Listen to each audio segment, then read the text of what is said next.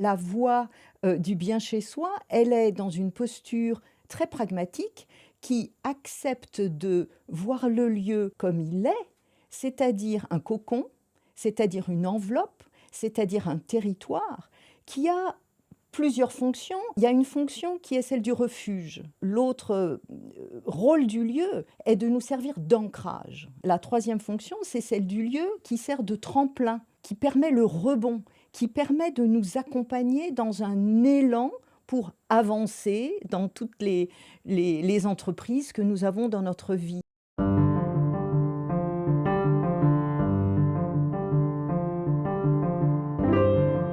Bonjour, bienvenue dans Dialogue. Je suis Fabrice Midal, philosophe, auteur de Foutez-vous la paix et commencez à vivre et petit traité du bonheur imparfait. Ah oui, le bonheur, c'est toujours imparfait. Alors aujourd'hui, dans Dialogue, nous allons explorer comment être bien chez soi et comment faire de notre demeure un allié qui nous permet d'être plus profondément qui nous sommes, de grandir, de nous développer. Vous allez voir, c'est absolument passionnant parce qu'on n'y pense jamais. On ne pense pas du tout au lien entre comment on habite chez soi, comment on se relie à là où on habite et régler tous nos problèmes de notre vie quotidienne. Et pour cela, je reçois Marie-Pierre Dillon-Seger qui est vraiment indiscutablement la meilleure guide pour nous montrer le chemin. Vous allez voir, c'est passionnant, c'est sur Dialogue. Bonjour Marie-Pierre. Bonjour. Alors je suis tellement content de te recevoir parce que nous allons parler de comment être bien chez soi. Et c'est vraiment une manière tellement concrète et simple pour trouver une forme de paix, de confiance, de joie, être bien chez soi. Quel beau programme.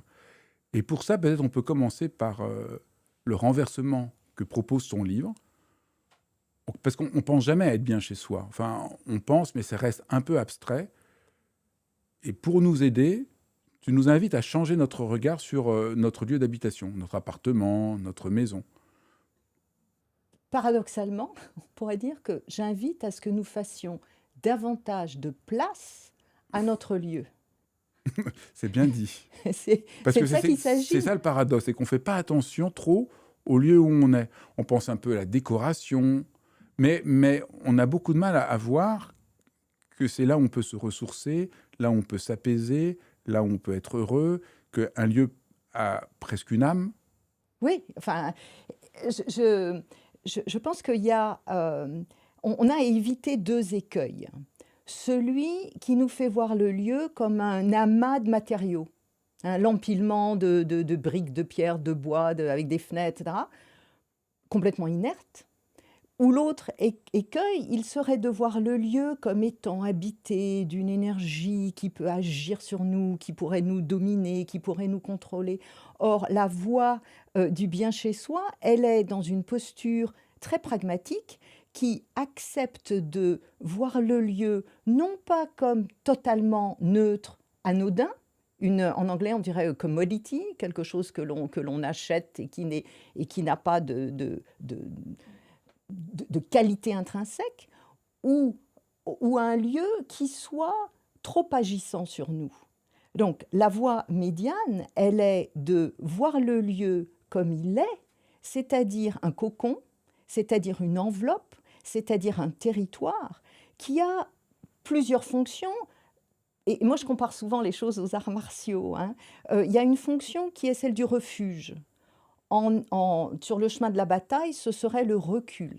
Donc on est en recul chez soi pour reconstituer des forces qui ont pu être chahutées par le monde extérieur, les circonstances.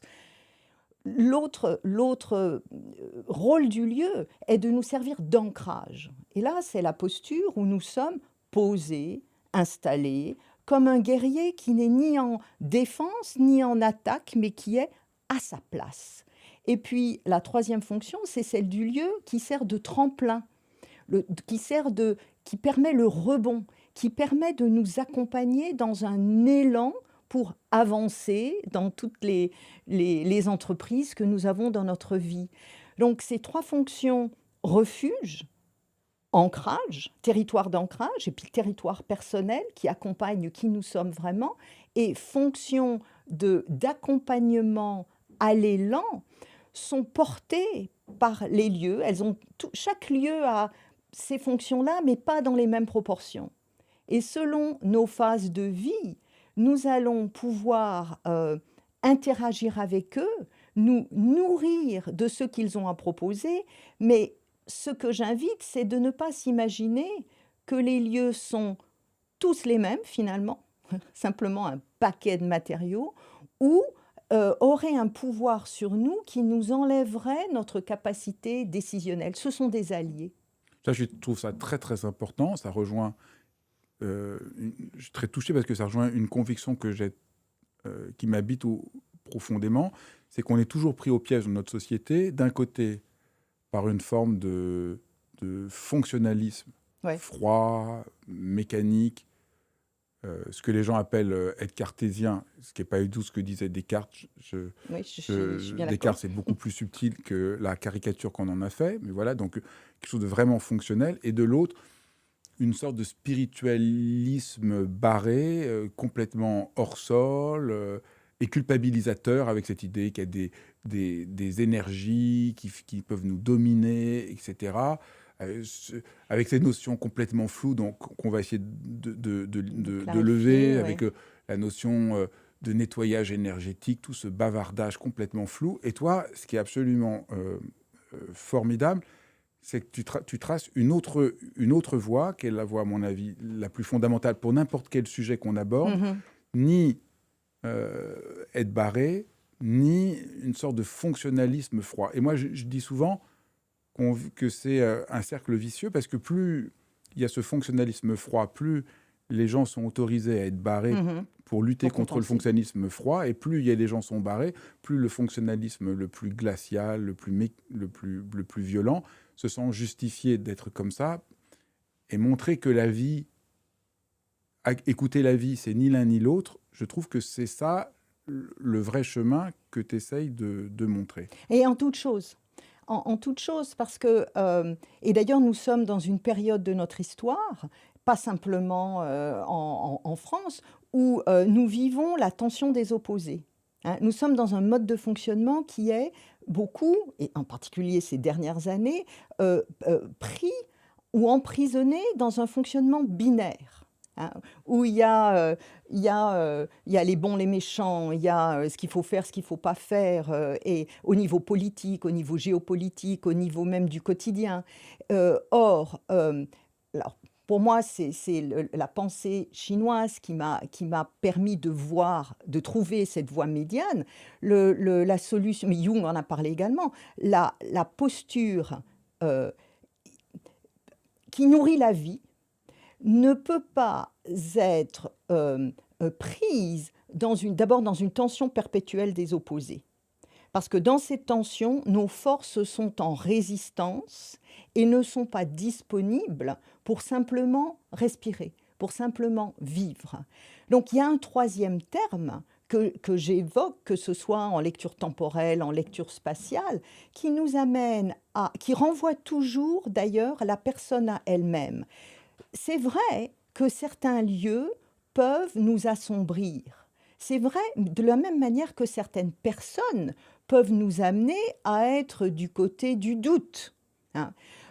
Et que certains lieux, par leur lumière ou par simplement une ou deux caractéristiques qui correspondent à des mémoires ou à ce que nous sommes, peut nous éveiller davantage.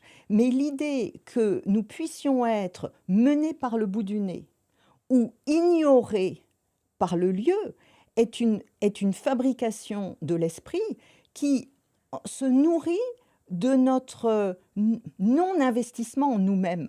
Alors pour expliquer. Donc c'est vraiment ce que tu dis, c'est avoir rapport au lieu, savoir rapport à soi. Avoir rapport à soi de manière juste, savoir rapport au lieu dans lequel on vit. C'est indissociable. Mais en fait, ce n'est pas... Je vais dire comme ça. Plus je suis conscient de qui je suis, de ce qui nourrit, moi je reviens toujours sur ces sujets-là, ma vitalité, de ce qui au contraire érode ma vitalité, donc plus je suis consciente, moins je vais me faire manipuler par les circonstances, par les personnes, mais aussi par les lieux, qui n'ont pas, fondamentalement, je le pense, de pouvoir sur qui nous sommes. Donc en fait, ce que j'essaie de dire, c'est votre maison doit devenir votre allié. Au fond, ce que ton livre c'est, faites de chez vous votre allié pour grandir. Et je vais même un cran plus loin, qui est de dire que tout lieu a ce potentiel.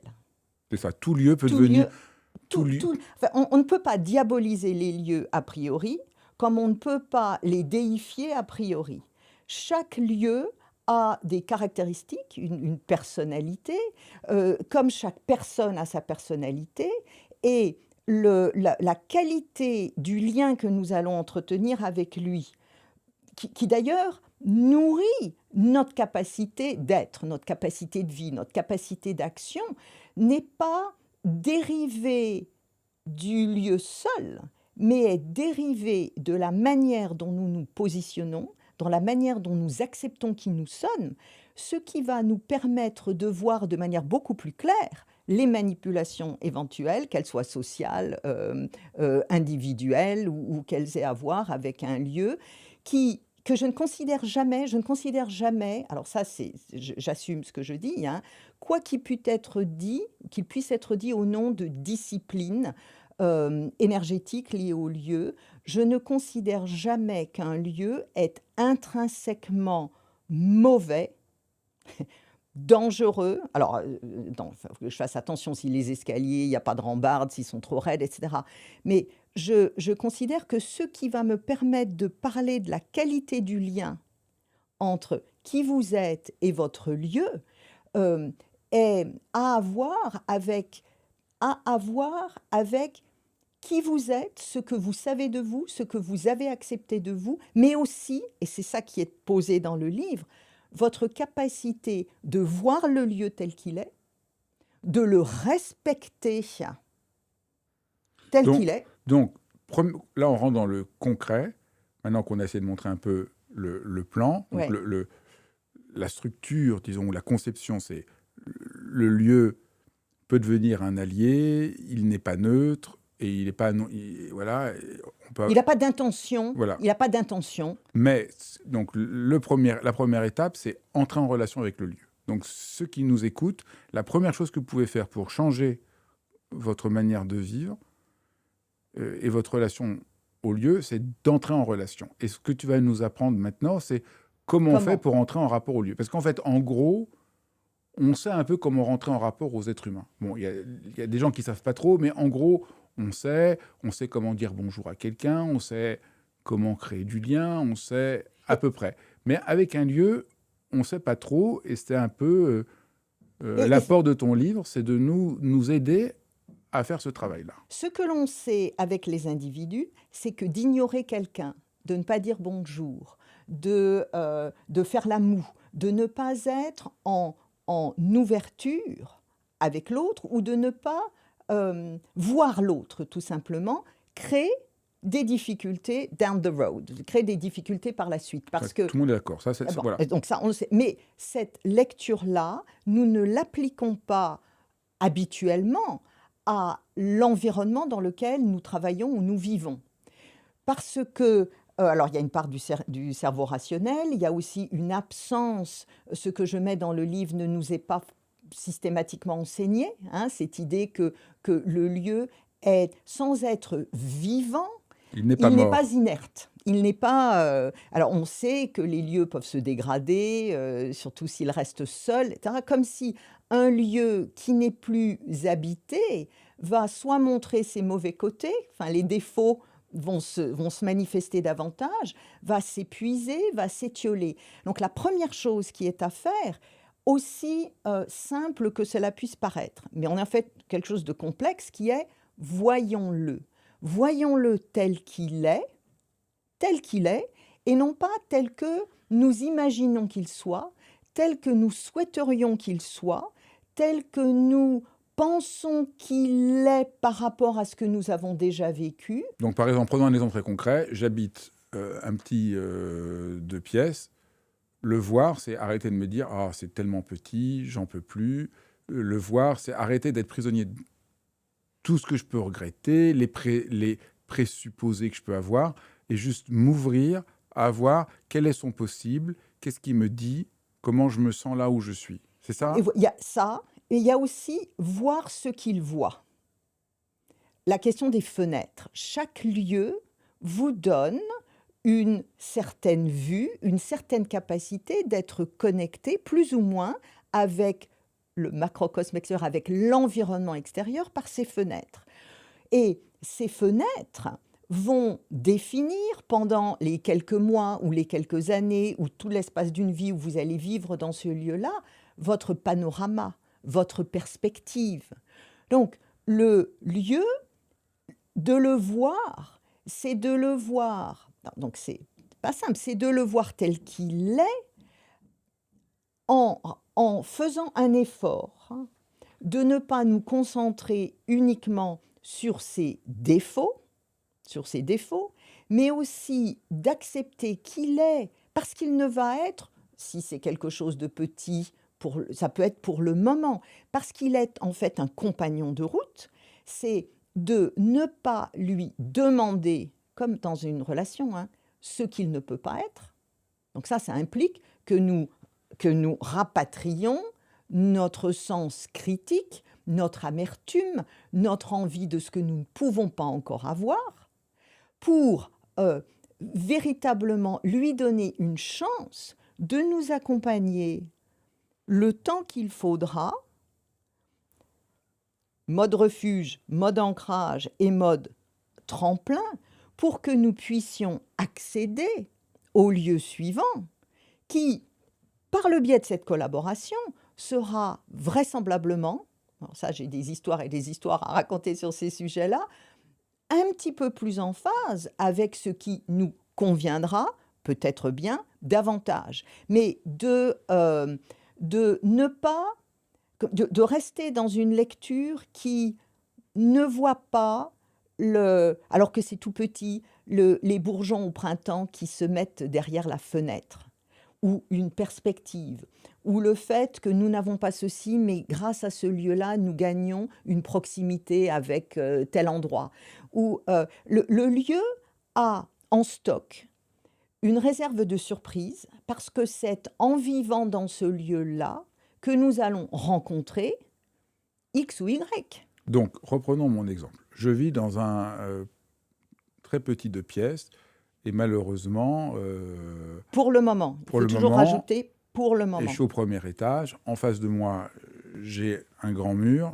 Malheureusement, voilà. Et puis il y a des fuites. Et puis on n'y va pas. Parce que je vois où tu es en train d'aller là. Non, pas du tout. Non, j'ai un petit pièce qui est petit, qui n'a pas beaucoup de lumière parce qu'il est au premier étage et puis qu'il y a un mur en face.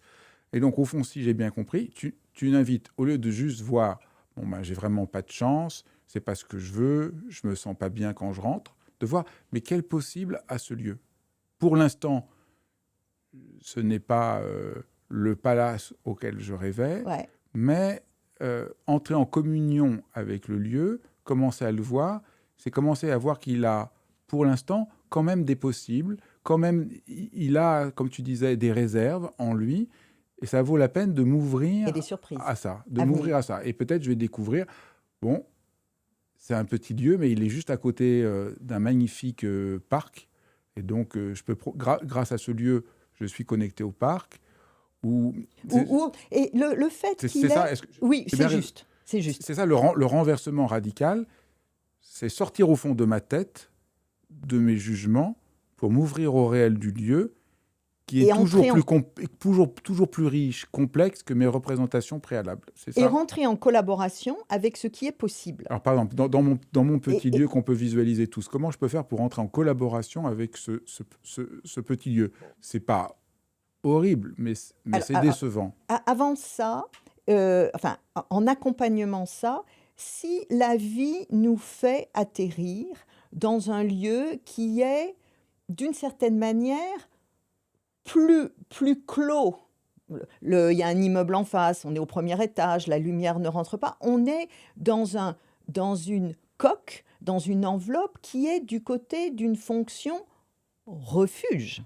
Les refuges Mmh. n'ont pas des baies vitrées partout, n'ont pas des accès immenses. Les Mmh. refuges sont, enfin, tu vois, hein, et donc, cela, il y a à accepter que dans ce lieu-là, quand bien même je ne suis pas encore dans une fonction majoritairement tremplin, je vais au moins pouvoir reconstituer quelque chose. C'est extraordinaire ce que tu dis. C'est absolument extraordinaire. C'est Alors pour extraordinaire. moi, c'est une évidence, mais Ouais, mais cette c'est pas du lecture... tout évident. Alors en plus, je dois dire que je pensais là où j'ai vécu quand j'étais jeune, et en fait, j'avais jamais vu. Mais ce que tu dis est tout à fait juste. Donc c'était vraiment, j'avais tout petit 2 pièces Voilà, ouais. avec un mur en face, et c'est tout à fait clair. J'avais pas vu. Tu viens de me révéler que c'est un lieu dans lequel j'ai pu me réfugier. Et le refuge, C'est alors très juste. moi j'ai aussi toujours cette ligne du temps qui n'est pas forcément linéaire, hein, parce que la pensée chinoise est cyclique. Donc je vois souvent qui se passe, c'est que quand nous sommes dans une situation, qu'elle soit personnelle avec quelqu'un, qu'elle soit professionnelle, qu'elle soit liée à un espace, quand nous nous trouvons coincés, ou un peu avec les coudées qui sont pas franches, nous avons une capacité problématique, à mon sens, de considérer que cela sera, étant comme ça va se prolonger. Nous projetons sur la suite, soit le tout bon qu'on a maintenant, et puis on va être surpris parce qu'à un moment donné, il y a un obstacle, ou le tout difficile que nous vivons, comme avec des œillères, en chantant la possibilité que la bonne surprise vienne nous trouver. Donc, dans ces moments-là, nous perdons, enfin, je vois notre capacité à conclure trop vite que la difficulté est, alors mettons une malédiction ou l'effet de la malchance ou je ne sais quoi, que la difficulté est pérenne. Or, je veux dire, aucune difficulté, soyons réalistes. Tous ceux qui ont fait des maths, moi j'ai un passé plutôt de matheuse, hein, si on a étudié les probabilités, la probabilité de ce qu'une difficulté soit là à jamais, elle est, à part la mort, qu'est-ce qui existe à jamais? Et encore, là je pourrais partir, on pourrait faire un dialogue rien que sur cette question-là, hein. C'est pas le but. Mais, et d'ailleurs dans la pensée chinoise, comment dire, l'analyse des lieux de vie a un pendant qui est l'analyse des lieux de mort, qui sont les tombes. Le positionnement des tombes va aussi compter.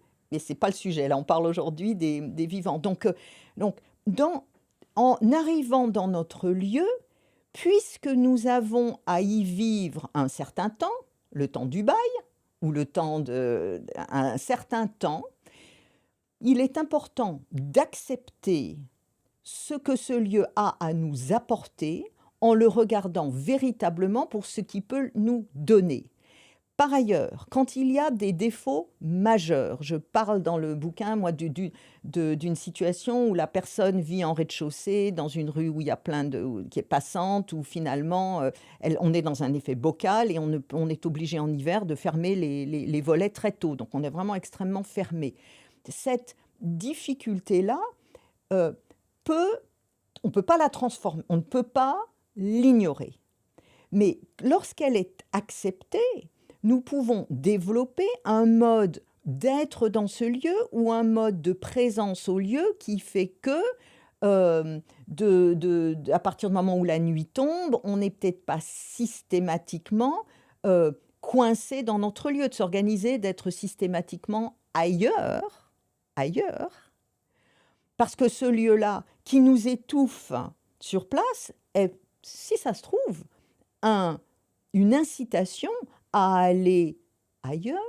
Alors autrefois dans une bibliothèque ou dans un lieu où on fait du coworking, etc., où des rencontres vont avoir lieu, lesquelles vont venir nourrir ou créer nos histoires de vie. Ça ne se serait pas passé si nous étions restés à l'état du bocal immuable. Donc, ce n'est que sur le long terme, hein, ou sur le moyen terme, que nous pouvons véritablement évaluer la vraie relation que nous avons avec un lieu. Chaque lieu est presque une petri dish, comme on appelle ça, un lieu de fermentation des événements qui vont survenir par ce hasard auquel je n'existe pas dans notre vie. Donc les lieux sont des aiguillages. Alors des fois, on est dans un aiguillage, vous êtes dans un hangar de cheminots au fin fond de nulle part, avec l'idée qu'il n'y aura plus jamais d'électricité qui va revenir. C'est coincé, c'est plombé, on ne peut pas bouger. Mais c'est encore une illusion de l'esprit de penser que cette durée de la difficulté est éternelle. C'est pas possible. Alors tu donnes plein de Dans- pistes dans ton livre pour apprendre ce travail-là, de repérer, Et qui sont simples, hein, de repérer les possibles d'un lieu. Alors il y en a plein, j'en prends quelques-unes, un peu frappants. L'un des conseils que tu donnes, c'est d'assumer notre territoire. Donc là, j'aime beaucoup ça parce que ça va à l'encontre de beaucoup d'idées reçues, on a un peu l'idée reçue. Faut pas trop s'imposer, c'est égocentrique et tout. Il faut partager. Voilà, il faut pas être égocentrique. Avoir un territoire, c'est l'ego. Et toi, tu montres, au contraire, on a un lieu et il faut assumer son territoire. Est-ce que tu veux expliquer ce que ça peut vouloir dire? Donc, ce lieu, puisqu'on parle de l'espace, il est qualifié ou il est confirmé par son nombre de mètres carrés, par exemple. Hein, le nombre de mètres carrés qui est inscrit sur le bail, c'est légal, c'est officiel, ça se mesure, c'est totalement rationnel.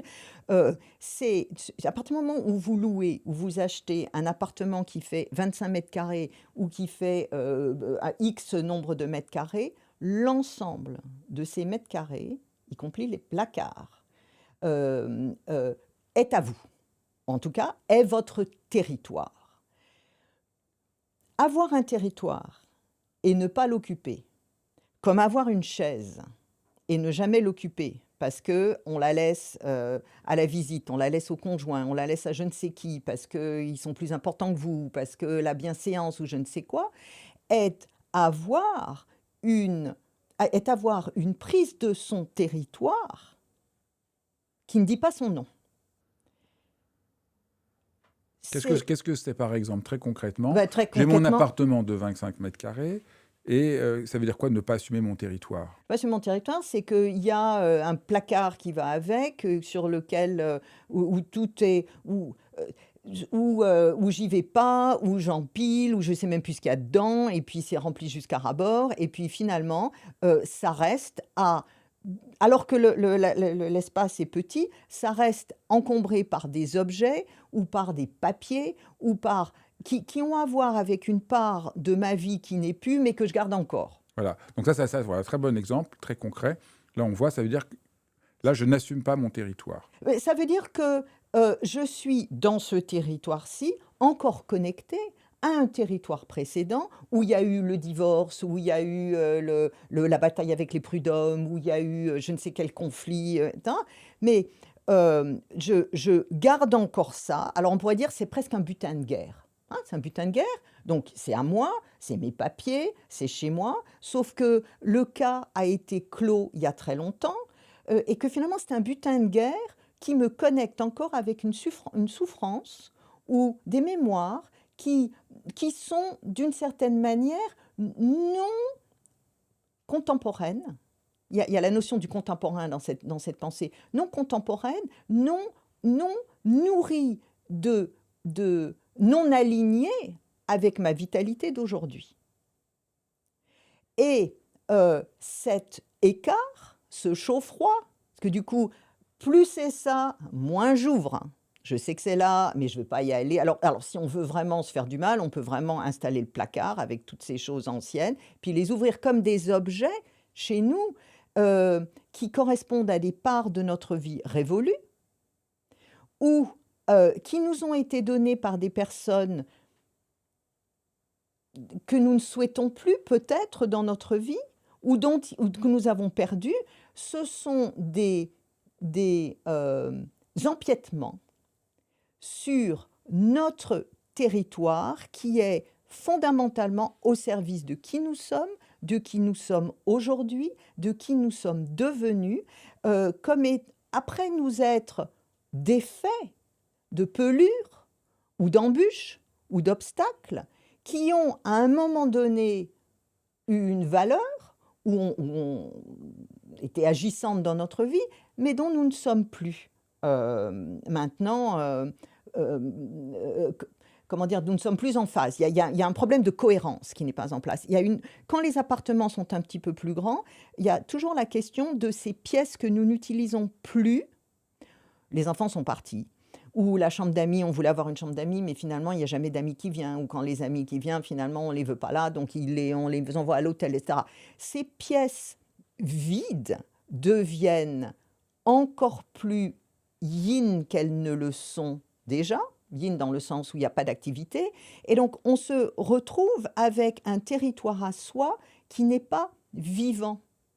Or, la fonction du lieu, et ça, il faut le dire très très clairement, quelle que soit notre propension à les rénover, les transformer, les choyer, leur donner de notre budget, de notre énergie pour qu'ils y vivent. La fonction du lieu, ça c'est très clair dans la pensée ancestrale chinoise, la fonction du lieu est d'être ce qu'ils sont, mais d'être plus au service de ce que nous avons à faire dans cette phase-ci de notre vie que le contraire. Ça, c'est très, très important. Je veux y insister, que nous, on pense l'inverse. Il faut que je fasse des efforts pour mon lieu, il faut que je le range, Non, le lieu est là pour servir la croissance de ma vie. Donc, l'attention que je lui porte est au service de ma propre croissance. Mais je voudrais revenir sur la question du territoire, parce que ta réponse est déconcertante. En tout cas, moi, m'a déconcerté. Parce qu'on non, c'est très bien. Au contraire, c'est comme ça qu'on progresse. Moi, je trouve que rien n'est mieux que d'être déconcerté. Ça veut dire qu'on apprend quelque chose de nouveau qu'on n'avait pas vu. Que c'est horrible. On apprend que si tu dis que ce qu'on sait déjà, c'est pas la peine. Ce serait pas la peine de. J'aurais pas mais besoin du coup, c'est une croix à porter de dire des choses. Non, au contraire, c'est une chance. Sinon, pourquoi j'aurais à t'écouter si tu me dis que ce que je sais déjà. Donc là, je trouve ça vraiment intéressant et déconcertant, parce que quand on pense au territoire, on ne pense pas que ça veut dire habiter pleinement notre lieu, faire attention à que tous les objets nourrissent la vie en moi et ont du sens pour moi, que toutes les pièces sont habitées. Mais au fond, c'est ça que tu essayes de montrer. Je ne peux être bien chez moi et faire que le lieu m'aide à grandir, à croître, que si j'assume mon territoire. Et ça veut dire d'abord l'habiter pleinement, assumer de l'habiter pleinement, que j'ai le droit de l'habiter pleinement. Et je vais rebondir en disant, je ne suis bien chez moi que si je ne suis pleinement, que si je ne suis chez moi. Donc, je fais appel dans l'ouvrage, je fais appel à un discernement quant aux intrusions, quant aux occupations incongrues ou illicites des lieux. C'est ça. Quand vous avez chez vous des effets, des objets qui y ont été déposés temporairement, mais le temporaire dure. Parce que ce ne sont pas simplement des objets qui viennent de notre vie à nous d'avant. Ça peut être des meubles qui viennent de membres de la famille qui ne sont plus, avec qui nous avons été en lien, avec qui nous sommes toujours en lien. Mais c'est toujours pour le meilleur et pour le pire. De récupérer des objets qui, même si ce sont des cadeaux, même s'ils ont de la valeur, je milite pour que nous n'évitons pas la case de l'exercice d'un certain libre arbitre, d'une certaine manière, d'un certain choix. Et je sais que de cohabiter avec un tableau, avec des choses tangibles, là c'est pas simplement dans la tête, qui nous reconnectent quand on les voit à une part de nous qui peut peut-être être encore blessée, qui peut encore être en souffrance, d'une certaine manière, c'est de remettre un couteau dans la plaie. On a accepté une commode d'une grand-mère qu'on aimait bien, mais là, aujourd'hui, elle nous encombre, elle ne nous correspond plus, elle prend une place folle dans notre appartement et on est coincé dans la loyauté à ce lieu qui ne nous correspond plus du tout. Et avoir le courage de dire, non, au fond, ça n'est plus là où j'en suis aujourd'hui. C'est ça, apprendre à habiter son lieu et assumer son territoire. Oui. Savoir le courage de dire, mais au fond, là... Où est-ce que j'en suis ? Donc, c'est ça. Et donc, habiter son lieu, c'est sans arrêt avoir à se poser ces questions-là. Est-ce que là, Ça me correspond. Et où en suis-je encore quand je maintiens cette boîte d'archives qui correspond à quelque chose, c'est ça le critère, quelque chose qui ne me met pas en joie, hein. Euh, la vitalité se nourrit d'objets, de personnes, de moments, de lieux qui sont en phase, en cohérence avec qui, c'est pas simplement qui nous sommes, c'est qui nous sommes devenus, qui nous sommes aujourd'hui. Et la personne que je suis aujourd'hui n'est pas encore celle que je serai demain ou après-demain, ou dans quelques années. Le fil conducteur est là, mais nous avançons en nous transformant, c'est comme une métamorphose perpétuelle de qui nous sommes, et je pose le fait que les lieux, quand il y a des possibilités de déménager, qui des fois sont tristes, on perd, enfin il y a aucun déménagement qui est indemne d'une certaine forme de deuil, mais le lieu suivant, parce qu'il a des facettes différentes, parce qu'il a il offre des possibilités différentes, est parfois et pas parfois, est un excellent compagnon pour avancer dans les tris. Parce que des fois, ça rentre plus. Ce qu'on avait accumulé, on va passer dans du pli, ça rentre plus. Donc là, il y a un choix qui se fait. Et la commode de la grand-mère, du coup, on se retrouve. Alors, et moi, je ne culpabilise pas du tout quand le lieu va me donner, du coup, la bonne raison de me défaire de ce dont je n'arrivais pas à me défaire précédemment. OK.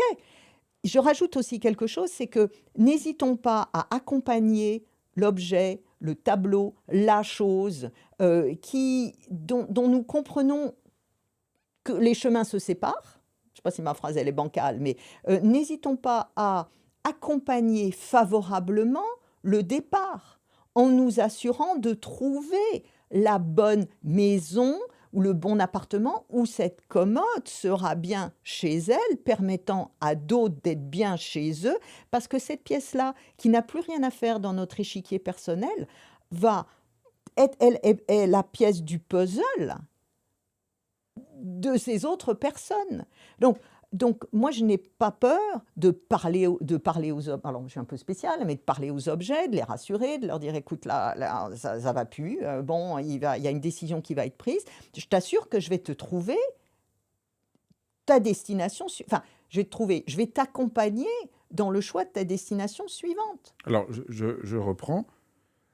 En ayant le courage de voir ce qui du passé n'est plus juste et m'empêche d'habiter le présent, si j'ai bien compris, j'ouvre la possibilité du futur. Et du rebond. Et du rebond. Donc c'est ça que tu essayes de montrer, c'est que ce travail pour habiter chez moi implique d'être au présent, et par là, pouvoir grandir, pouvoir rebondir, pouvoir me développer est possible. Tandis que si je ne fais pas ce travail, je bloque, je garde tous ces trucs d'archives du passé, et ben je bloque le processus de croissance et de développement. Et donc ce qu'on voit, et là c'est très abyssal pour nous, c'est que habiter chez soi, c'est pas seulement se sentir bien chez soi, c'est apprendre à grandir soi-même, apprendre à se développer, apprendre à guérir, apprendre à... Et donc c'est beaucoup plus concret que le travail habituel, parce qu'en général, on a l'impression que si j'ai des problèmes, je suis triste dans mon couple, j'ai un problème de mon boulot, on a l'impression que c'est uniquement psychologique. Ce que tu montres, c'est que c'est pas psychologique uniquement, mais qu'en travaillant très concrètement, et c'est plus facile au fond, sur le lieu, je travaille aussi sur mon esprit, sur ma vie et sur mon futur. Absolument. Et quand on est dans le tangible, quand on est dans un lien, c'est pour ça qu'il faut ouvrir les yeux, c'est pour ça enfin, que je conseille de les voir, c'est de revoir nos objets. Quand ça fait longtemps qu'on habite dans un lieu, on ne voit plus d'ailleurs les buissons qui bouchent les fenêtres à l'extérieur. Le lieu permet, alors on ne va pas dire thérapeutique, mais presque, permet un accompagnement sur notre chemin. Et les lieux ne nous trouvent pas au hasard. Je dis d'ailleurs que nous les trouvons autant qu'ils nous trouvent. Encore faut-il être prêt. Ça, c'est vrai, c'est très intéressant de faire ce renversement que tu dis. Le lieu que j'ai choisi, c'est aussi le lieu qui m'a choisi. Oui, Et puis, il faut sortir des circonstances, de ce que moi j'entends souvent, les critères. Ah bah oui, mais bon, je me suis jamais sentie bien dès le début, je voulais pas y aller, mais bon, vous savez, le budget, le machin, etc. Les critères hyper rationnels. Mais un lieu dont on savait qu'il n'était pas génial, dont on voyait peut-être, enfin, on avait un ressenti qui n'était pas génial, mais qu'on prend quand même. Il n'y a pas à se culpabiliser. C'est que ce lieu-là à nous faire avancer sur notre chemin de discernement, et d'une, puis deuxièmement, d'affirmation personnelle. Parce qu'il y a bien un jour, on le sait tous, il y a bien un jour où de continuer à penser que ce sont toujours les circonstances qui ont mené nos choix, hein, c'est la faute à personne, on va dire ça comme ça, est un chemin de déresponsabilisation qui nous met à la merci enfin, qui nous met à la merci, qui nous permet d'éviter de suivre notre boussole personnelle. Et pour moi, ça, c'est vraiment dommage. Il y a une chose que je veux rajouter par rapport aux propos précédents, c'est que je suis aussi en faveur d'une déculpabilisation, justement parce que nous allons finalement arriver à dire, je suis désolée, mais cette chaise autour de la table du dîner, c'est ma chaise. Ou cette place, c'est ma place. Hein. Très souvent, moi, j'ai même un souvenir personnel, j'ai un bureau, j'ai un endroit où je suis bien, il y a des gens qui viennent chez nous, et dès le matin, l'une de ces personnes s'installe à mon bureau pour corriger ses copies. Alors, pourquoi pas? Mais sans qu'il y ait eu négociation, sans qu'il y ait eu cette place-là, n'est pas la sienne, c'est la mienne. Et au risque de secouer quelques plumes, nous avons à apprendre à occuper véritablement notre chaise, notre fauteuil. Et donc lui dire que c'est ton bureau sur lequel tu travailles tous les jours et que tu as besoin de ton bureau n'est pas un acte égocentrique, mais une manière de respecter un certain ordre. Et respecter cet ordre, c'est fondamental pour ta propre vie comme pour l'équilibre de tes relations avec cette personne. Absolument, parce que si mon bureau est là et que c'est mon bureau, c'est bien parce que j'y suis nourrie d'une certaine énergie qui me permet. Et puis il y a la règle de la politesse. Oui, quelque chose qui te nourrit. Qui me nourrit. Ça, je trouve c'est ça le point central. Ce lieu-là te nourrit, il a une nécessité. Et donc là, ça a à voir avec ce que tu dis, il faut marquer son territoire. Donc là aussi, c'est assez provocateur, parce que dans notre monde, il ne faut surtout pas marquer son territoire, il faut être un peu transparent. On vit dans un monde où il faut plutôt être transparent. Mais et toi, on se pose la question de la place. On se pose la question de la place, mais en même temps, on est culpabilisé parce qu'on marque son territoire. Okay. Donc, à un moment donné, ça ne va pas. On ne peut pas... la question de la place se pose quand nous ne l'avons pas identifié, d'accord, mais quand aussi il y a une espèce d'interdit d'affirmer que à la cafétéria de l'entreprise à midi, j'ai besoin de manger à côté de la fenêtre. J'ai besoin de cette lumière-là. Donc, soit, alors on ne va pas dégager la personne qui est, mais on peut développer des stratégies pour être sûr que cette place-là, elle sera à nous parce qu'on vient manger un peu plus tôt, c'est encore vide, ou un peu plus tard, c'est déjà libéré. Cette mobilisation nous incombe parce que finalement, qui nous donne notre place? Bon, ça n'a aucun sens parce que si on va... Notre place est notre place. Personne ne peut nous la donner. Nous avons à la prendre. Et le lieu est un allié qui nous permet d'avancer sur cette négociation qui n'est pas de prendre la place de quelqu'un d'autre, qui n'est pas d'aller squatter la place de quelqu'un d'autre, mais qui est au niveau tout simplement des lieux dans lesquels nous habitons, de conscientiser, d'essayer de conscientiser les zones non occupées, les territoires qui sont laissés au vide, à la poussière, aux toiles d'araignée, aux mémoires tristes. Et puis de nous aérer tout ça pour en profiter pleinement.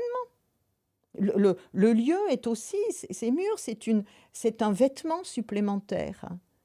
C'est une enveloppe qui nourrit en son sein nos transformations.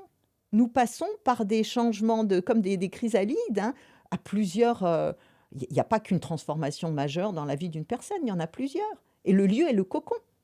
Tu expliques que, je l'avais dit au début de notre entretien, que tu n'aimes pas la notion de nettoyage énergétique, qui est employée un peu à tort et à travers aujourd'hui, Et je trouve que c'est important qu'on mette les points sur les i sur cette confusion profonde. Alors ça risque de chahuter quelques croyances et quelques pratiques. Ça va libérer beaucoup de gens.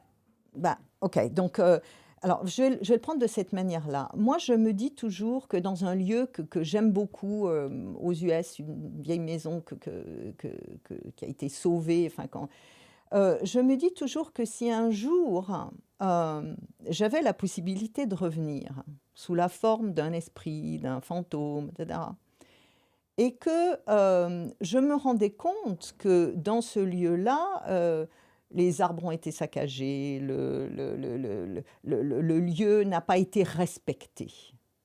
Je pense que je me manifesterai. Je n'ai pas encore trouvé comment, mais je pense que j'oserais me manifester. Par contre, le fait que je puisse revenir de manière invisible, alors ça, dans ce lieu-là, en voyant à quel point ceux et celles, les générations suivantes, ont pris soin de la plante, du seuil, de la charpente, je ne pourrais que me réjouir et faire tout ce qui sera en mon possible, je vais être émue, pour les aider à être bien dans leur vie.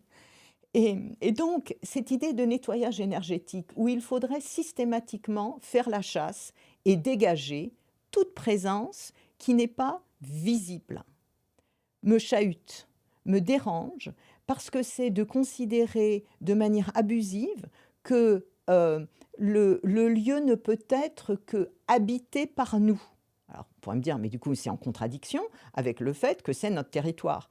C'est notre territoire, mais ceux et celles qui y ont aimé, qui y ont œuvré, je ne vois pas pourquoi nous aurions à leur interdire une présence, un passage. Et donc cette idée de nettoyer les lieux de manière extrêmement efficace, façon eau de Javel ou façon au Karcher, me paraît, à la lumière de la culture ancestrale chinoise, une insulte aux aïeux, une insulte aux occupants précédents du lieu. Et pourquoi, encore une fois, avons-nous à passer en binaire, eux ou nous? En fait, ce que tu essayes de dire, c'est plutôt que le nettoyage énergétique, il faut plutôt créer une alliance avec les forces qui sont là. Si les forces nous semblent négatives, elles ne sont pas que négatives, elles nous appellent à quelque chose, à une transformation, à une écoute. Imaginons que j'achète cette maison qui a été maltraitée et qui a une sorte d'énergie un peu sombre parce qu'on n'a pas respecté le lieu. Je n'ai pas besoin de faire un nettoyage, j'ai besoin de recréer un lien avec cette énergie pour la transformer, pour montrer que je vais prendre soin du lieu et écouter ce qu'elle me dit et en faire une alliée. Au fond, c'est un peu ça, le renversement que tu proposes. C'est faire alliance avec l'histoire du lieu, le sens du lieu, l'énergie du lieu, la présence du lieu, plutôt que de faire comme si ça n'existait pas. D'y aller au bazooka, quasiment. Et on voit bien ici que tout un discours spirituel, en réalité, sous prétexte d'être spirituel, est un discours au bazooka. Et je crois que c'est très important que les gens comprennent ça, qu'aujourd'hui, sous le nom d'énergie, de spirituel, il y a beaucoup plus de bazooka qu'une écoute authentiquement profonde.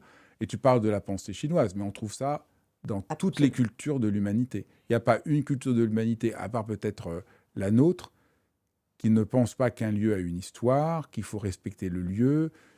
Chez les Romains, il y avait des dieux de la maison. Quand on rentrait dans un lieu, on célébrait les lieux. On lui dit bonjour. On célébrait les lieux de la maison. Donc c'est quelque chose qui est très universel. C'est très important que les gens comprennent que c'est...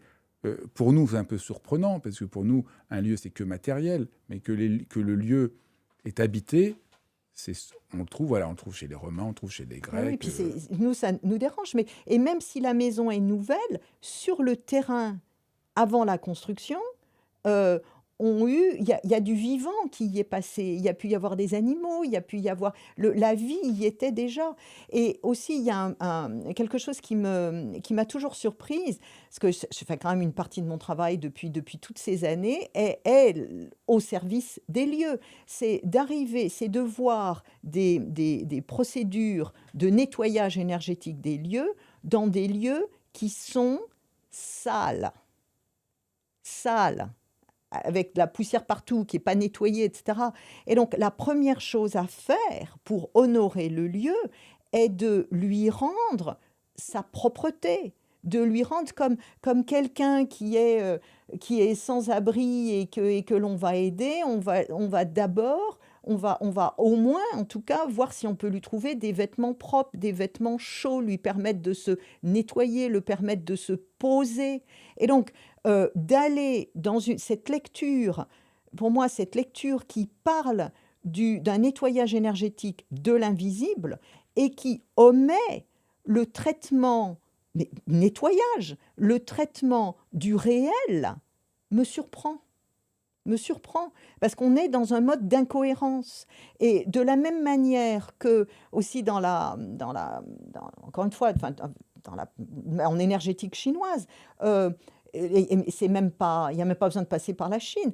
Un, un corps qui n'est pas en forme, un corps qui n'est pas propre, parce qu'il n'est, je dis, porte de l'intérieur en fonction de la consommation de ce qu'on peut manger, alors qu'on sait qu'on ne devrait plus manger ceci, mais on le mange encore, etc., va fatiguer le système digestif qui, du coup, va accompagner davantage, on part dans un cercle vicieux, on va se retrouver dans des pensées qui seront plus sombres.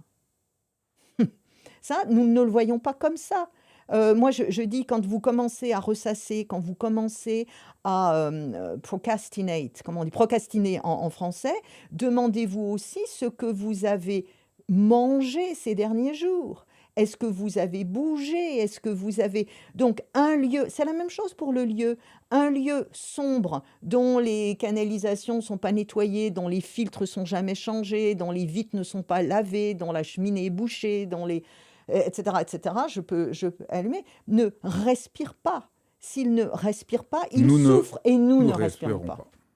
Eh bien, merci infiniment, Marie-Pierre. J'espère que ça donnera envie à tout le monde de lire ton livre qui peut vraiment éclairer et changer notre vie de manière très concrète, parce que c'est un peu ça la magie de ton travail.